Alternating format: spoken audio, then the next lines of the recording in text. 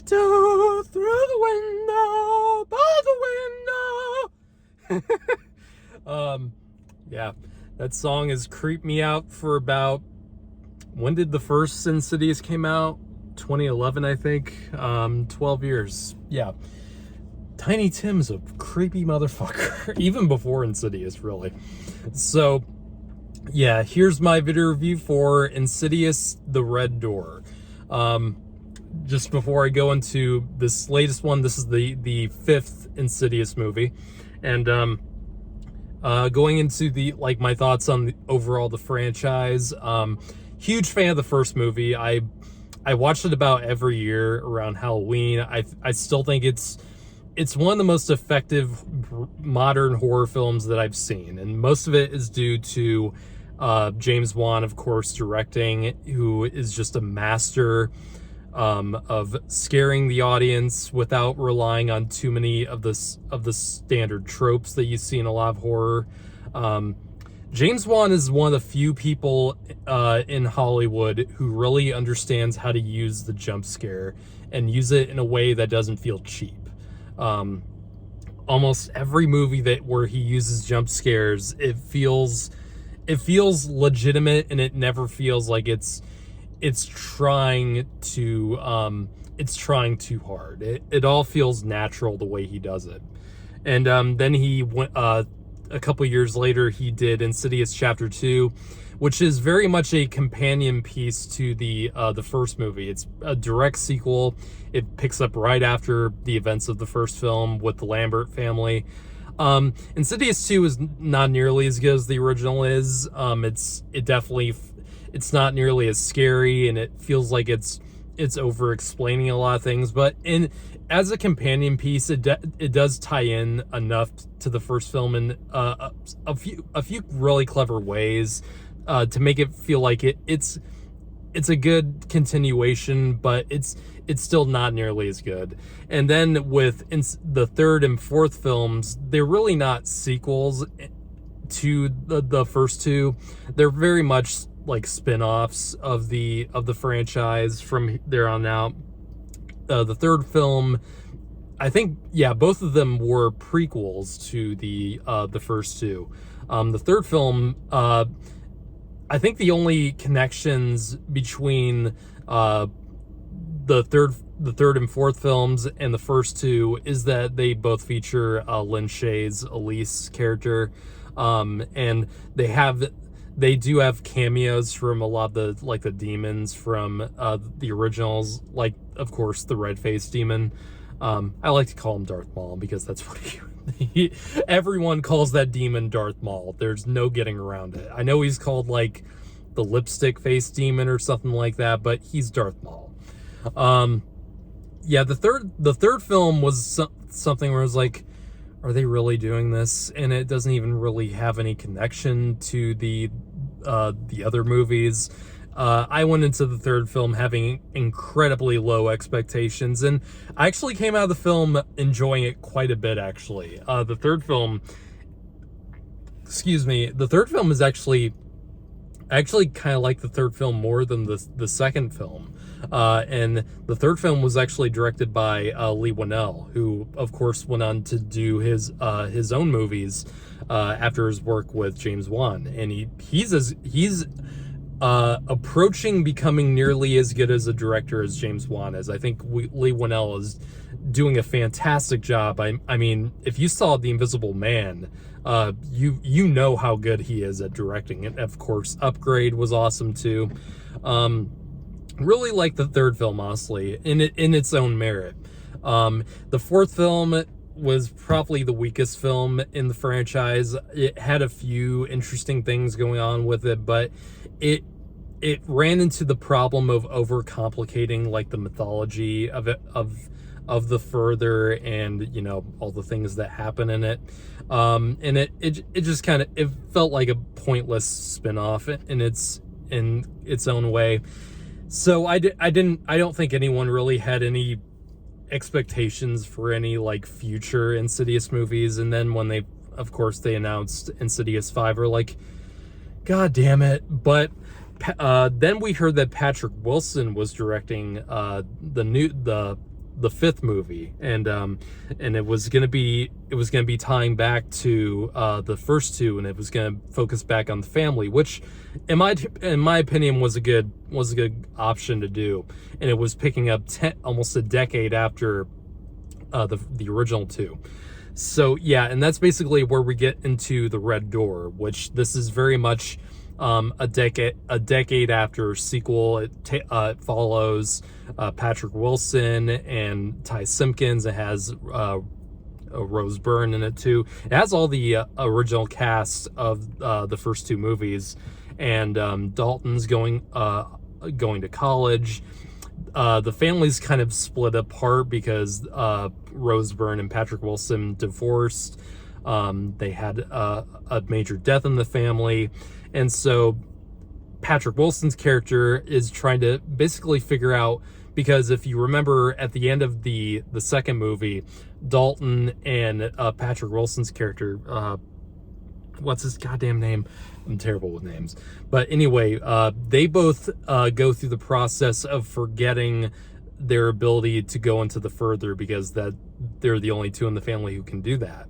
And after 9 years of basically completely forgetting, almost everything that's happened between them, it's caused a rip between Dalton and Patrick Wilson, and they're trying to figure out what exactly, because hauntings start happening again, and they're trying to figure out what is the cause of all these hauntings, and why is it affected, why did it start affecting the dad, and where did that ability come from?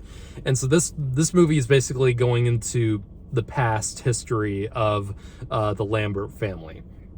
So I think I'm very mixed on this movie. I don't think it's terrible, but I definitely think, because this really is, in my opinion, this basically is in the Insidious 3 that I kind of wanted after the past two movies, because this is the sequel to the second movie. So I honestly consider this movie Insidious 3, and I just kind of consider the past two movies just spin-offs.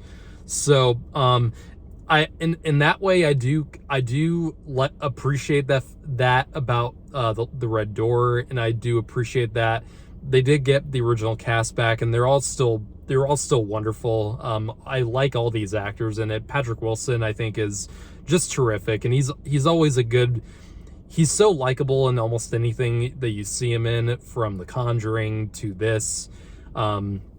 It's almost anything he's in. I've always enjoyed Patrick Wilson. And Ty Simpkins is actually really coming into his own as an actor, because, we've seen this kid grow up from the first Insidious, and we've seen him in Jurassic World to we saw him last year in The Whale, and he did a really good job in that too. I think he has a good future ahead of him, and he has a good he's got good screen presence, even as an older kid, which I can't even really call him a kid anymore, because I think he's like a little bit younger than me now. So yeah, I do like. And the weird thing about this movie is that I think I like this movie better as a family drama than a horror movie, because honestly, the first half of the movie feels more like that. It feels more like a family drama, kind of like The Whale, where it's for the first third of the movie is almost like it has a lot of dialogue. It has a lot of drama between the characters. There's not a whole lot of haunting going on up until you get past the middle of the movie. Then it gets more to the horror stuff. And I honestly think the drama stuff is far exceeds the horror stuff in this movie, because the horror stuff, it's not terribly done, but I don't think it's not nearly as good as what you've seen in the other movies. I mean, and this is Patrick Wilson's first movie, so I will give him slack for it, because I mean, he hasn't directed anything before, so he was kind of you can tell he was kind of dipping his toes with this movie, and I've certainly seen far worse directorial debuts, but I think he should have directed something a little bit, maybe something a little bit smaller scale, and maybe something that was more dramatic than, something that was horror related, because I think he does direct his actors fairly well. I do think all the acting in this film is pretty much great. I think the problem is that this movie, I think my main problem with this movie is that I'm almost never a fan of a sequel to a movie where maybe in the past movie the characters do something to basically forget any of the development they've had, and in the next movie they kind of go back and do a lot of the things they did before and learning all the information that they learned.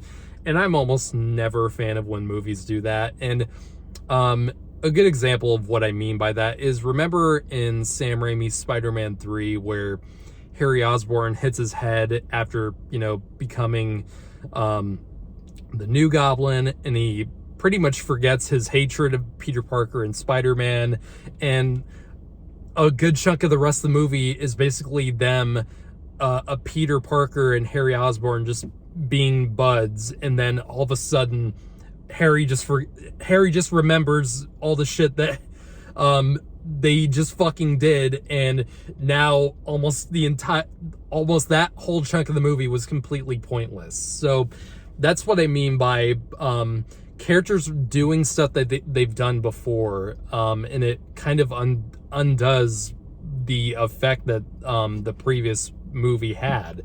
And that's kind of my problem with this. Like, it kind of makes the ending of Insidious 2 kind of meaningless in a lot of ways.